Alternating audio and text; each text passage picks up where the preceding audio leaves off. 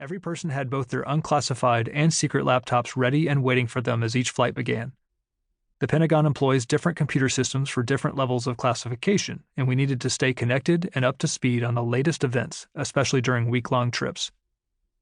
The conference room's back wall had a large television and clocks that displayed the current time in Washington, the time in our destination city, and the travel time remaining for each leg of the trip.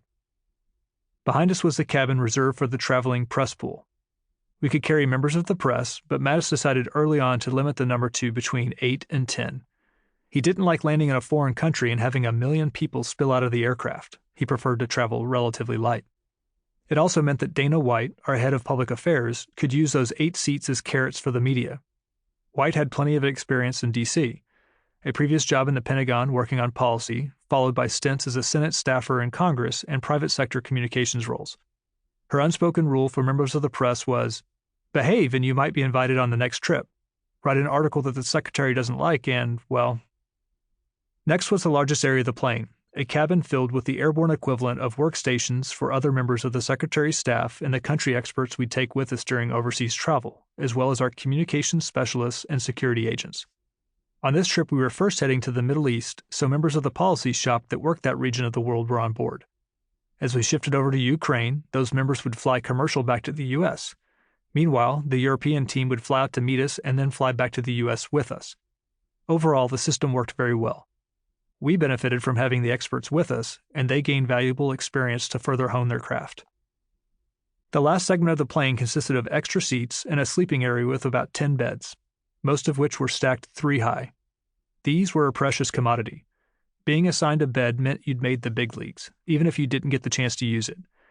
Seasoned professionals, like the Navy captain in charge of travel operations, just slept on the floor of the aircraft, a jacket thrown over their faces to shut out the light. On many of the flights, however, we'd just stay awake and work all the way through to support the boss. I completed a final scan of my inbox as the wheels touched down, then closed the lids to both laptops so the communications team could quickly collect them for transport to our workspace in the hotel communications room. Those of us in the conference room stood and started to make our way over to the front door. That's when Rear Admiral Fowler caught my attention. "Hey, Bus, I want you to take the lead on the rollout plan for the President's South Asia strategy." I was caught off guard.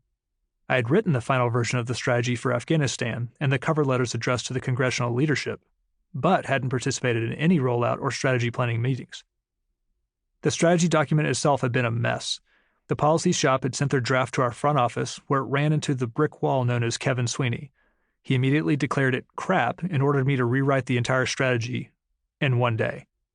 I'd managed to pull it off to his, and the secretary's, satisfaction in time for it to be transmitted to the White House for President Trump's review. The downside was that we cut the policy team completely out during the rewrite, making the front office a single point of failure, a tendency we would repeat often in the coming months. Fowler was waiting for my answer. "Sir, happy to help, but I'm not tracking on the rollout plan." "I don't care, Bus. We're going to be extremely busy on this trip, and I need you on point for this one. This is the administration's first major rollout. We can't afford to screw it up." So I did what all military officers are trained to do: salute smartly and figure it out later. "Yes, sir, I'm on it." A Marine lieutenant colonel sat next to Fowler. A member of our front office team, he was with us on this trip to coordinate information arriving for the secretary, so I expected he'd know more than I did on this one. "Colonel, can we chat in a bit? I'd love to see where we are for the rollout." The lieutenant colonel looked up at me, his expression conveying frustration mixed with complete disinterest. "Nah, I think you're good, Bus. It looks like you've got everything you need." This was odd. He was plugged in tight with Fowler and the Pentagon staff, so if anyone knew what was going on, it'd be him. Despite the repeated last-minute scrambles from the White House, there was absolutely no way that we hadn't come up with some semblance of a plan for the rollout, even a basic one. I pushed it aside. "No problem. Let's catch up when we get to the hotel and figure out a way forward." The aircraft doors swung open and we spilled out. We snaked our way to the waiting caravan of cars and jumped inside. Travel with the secretary is a well-oiled machine. The travel team works hard to ensure everyone has everything they need to stay focused on the task at hand.